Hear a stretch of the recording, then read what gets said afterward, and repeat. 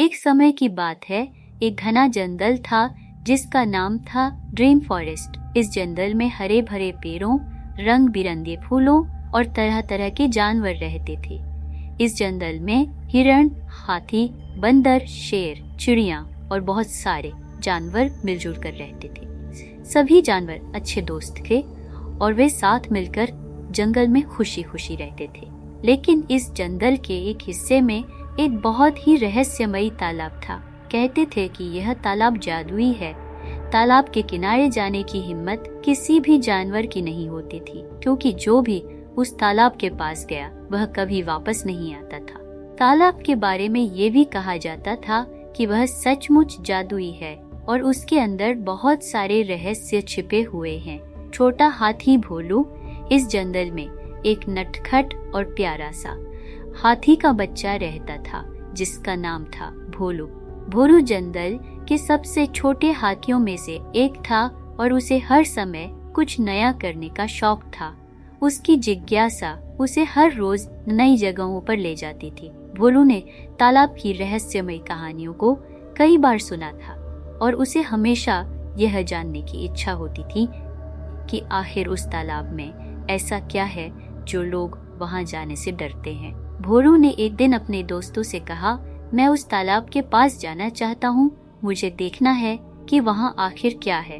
उसके दोस्त, खासकर नटखट बंदर मुकु और समझदार हिरण रोनी, उसकी इस बात पर हैरान हो गए। भोलू, तुम क्या बोल रहे हो? तालाब के पास जाना खतरनाक हो सकता है। हम नहीं चाहते कि तुम वहाँ जाओ, मुकु ने कहा। रोनी ने भी भोलू को समझाने की कोशिश की, यह बहुत खतरनाक है भोलू, हमें नहीं जानते कि तालाब में क्या छिपा हुआ है।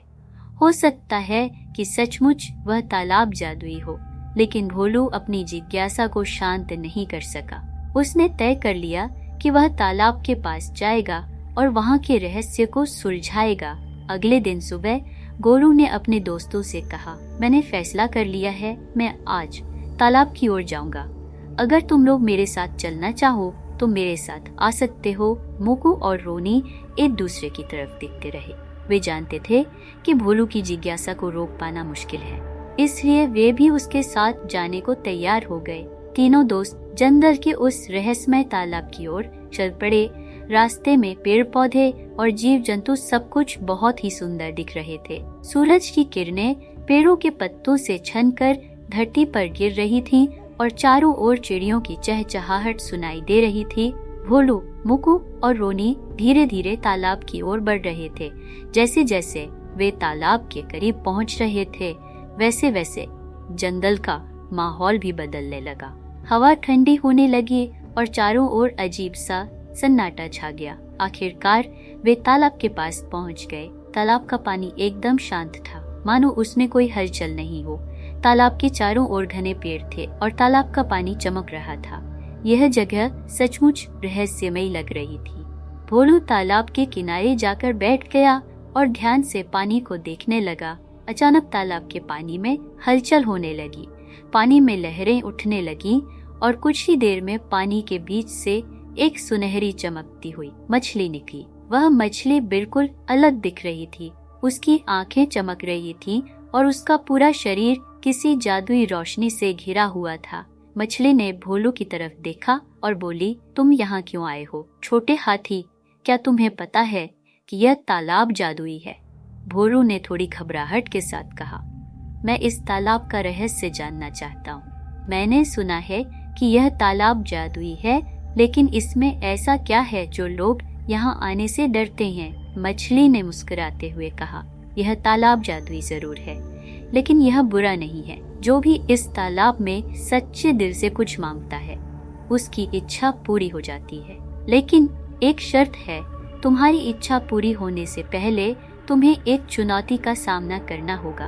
भोलू की आंखों में चमक आ गई। उसने पूछा, चुनौती? कैसी चुनौती? मछली ने कहा, तुम्हें जंगल के सबसे ऊंचे पहाड़ पर चढ़ना होगा और वहाँ से एक जादुई फूल लेकर आना होगा। वह फूल बहुत ही खास है और सिर्फ वही इसे तोड़ सकता है जो सच्चे दिल से अपने दोस्तों की मदद करना चाहता हो। भोलू ने मुकु और रोनी की ओर देखा। वह जानता था कि यह काम आसान नहीं होगा। लेकिन वह अपने दोस्तों की मदद से इस चुनौती का सामना करने के लिए तैयार था। मुकु और रोनी ने भी भोलू का साथ देने का फैसला किया। तीनों ने मिलकर पहाड़ पर चढ़ने की योजना बनाई। पहाड़ की चढ़ाई कठिन थी। रास्ते में कंटीले झाड़ियां, ऊबड़-खाबड़ पत्थर और खतरनाक रास्ते थे। लेकिन भोलू, मुकु और रोनी ने एक दूसरे का साथ कभी नहीं। जब भोलू थक जाता तो मुकु उसकी मदद करता। जब मुकु को कोई मुश्किल आती तो रोनी उसकी सहायता करता। इस तरह तीनों मिलकर एक दूसरे की मदद से आगे बढ़ते। कई घंटों की मेहनत के बाद तीनों दोस्त पहाड़ की चोटी पर पहुंच गए।